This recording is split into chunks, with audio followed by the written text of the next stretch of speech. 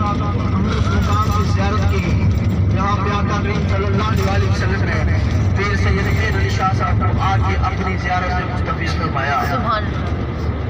हमारी जो अगली ज़ियारत होगी वो बदरी शोहदा के कब्रिस्तान, वहाँ पे दुआ करेंगे जो जंग बदर इस्लाम की पहली जंग जहाँ पे मुसलमानों को फतह नसीब हुई, 13 सहाबा किराम तकरीबन शहीद हुए।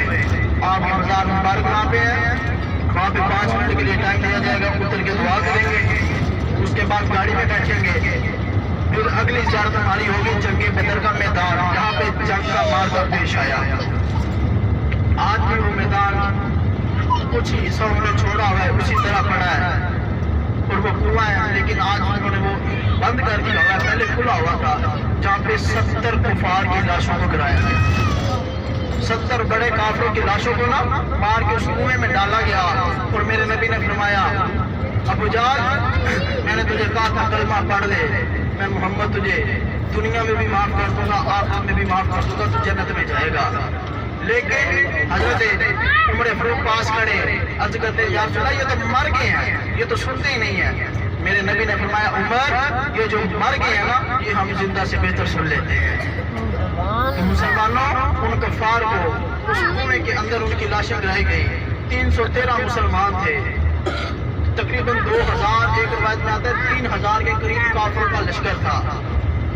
और उन कफार ने आके जो साफ जगह थी, पक्की जगह थी ना, वहाँ पे डेरे लगा लिए, वहाँ पे अपने खेमे नस्ब कर लिए। तो मुसलमानों के हिस्से में आई रेतली जगह, कुफार कहने लगे किसी मुसलमान रेत के अंदर धंस के मर जाएंगे और हम जंग जीत जाएंगे।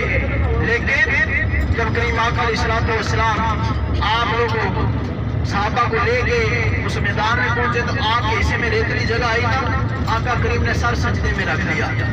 जहाँ पे आका करीम का खेमा मुबारक था, आज भी वहाँ पे मस्जिद मौजूद है जिसे मस्जिद अरीश कहा जाता है।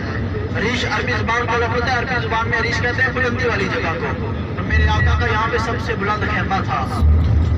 और जब करीम आका अलैहिस्सलाम ने सर सजदे में रखा, अर्ज की, या अल्लाह अगर आज मुसलमानों को फतह ना मिले तो क्या तक तेरा नाम लेने वाला कोई नहीं रहेगा।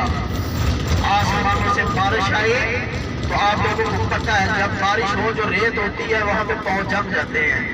मुसलमानों के पाँव जम गए, जो पंजाबी च गल करा, मुसलमानों के पैर पक्के हो गए, तो जिथे काफिरां ने डेरे लाए से उत्थे तिलकन हो गए, तो काफिर तिलक तिलक के मरे ने।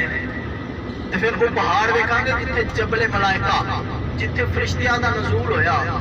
एक रवायत अंदर आंदा 5000, एक दे अंदर आंदा 3000 फरिश्ता उस पहाड़ ते नाज़िल होया। फरिश्ते पूरी मखलूक सन।